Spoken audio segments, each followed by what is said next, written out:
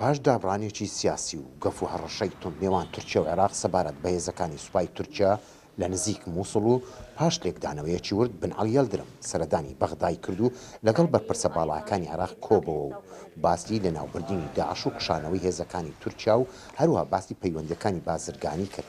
بەڵام عەبادی و یەلدرم لە کۆنگرێکی ڕۆژنامەوانیدا ئاماژەیان بە هێزەکانی تورکیایان لە عێراق کرد و دەرکردنی هێزەکانی پاکەکەیان کرد.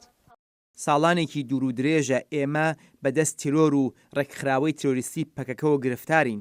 ئێوە بەیانێکتان دەرکرد بوو کە ڕێ بەوە نەدرێت کە خاکی عێراق بەکار بهێنرێت بە شێوەیەک کە هەڕەشە بێت بۆ سەر بەرژەوەندیەکانی تورکیا و خاکی تورکیا.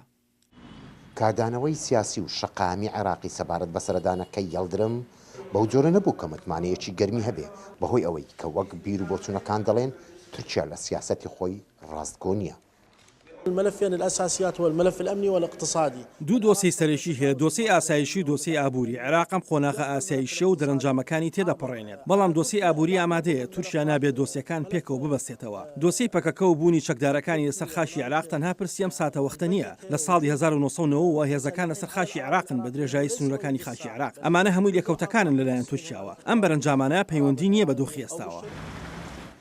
ڕایگەشتی شەقامی عێراقی هەر بە هەمان شێوەی سیاسەتوانەکانیان متمانەیان بە تورکیا نەماوە وەک دەڵێن ئێمە ڕازی نین تاکو تورکیا پاشەکشێ بە سوپای خۆی نەکا لە پەیوەندیەکانیشی دەبێت ڕازگۆ بێ.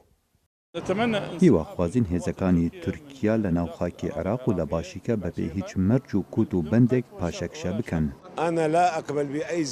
من ڕازی نیم بە هەر سەردانی هەر سەرۆکوەزیرانێک لە جیهاندا ئێمە عێراقی خۆمان بڕیاری خۆمان دەدەین، خۆمان ئەوەی دەمانەوێت لە گۆڕەپانەکەدا دەیکەین و بەبێ مەرج و بەبێ هیچ کۆت و بەندێک. سەرۆکوەزیری تورکیا گەڕایەوە دەمانەوێت ڕۆژانی دوایی مەودای چەسپاندنی ڕاستی و دروستی ئەم سەردانە بزانین. ئێمە قسە و لێدوانی ڕاگەیاندنەکانمان ناوێت. پێمان باشە هیچ دەستێوەردانێکی وڵاتانی دراوسێ لە کاروباری ناوخۆی عێراقدا نەبێت. پێشمان باشە وەڵامەکە ڕاست و ڕەوان بێت. برینەکانی نێوان تورکیا و عێراق قوڵ بوون و هەڕەشەی هەردوولایەن گەیشتە ئاستێکی نەئارام.